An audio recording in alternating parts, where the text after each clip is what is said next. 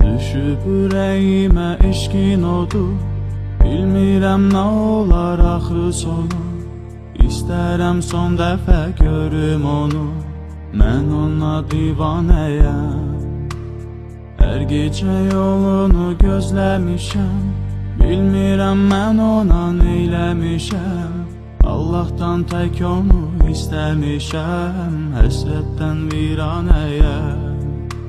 Məni öldürür bu həsrətin, sənsiz yox heç nəyin ləzzəti.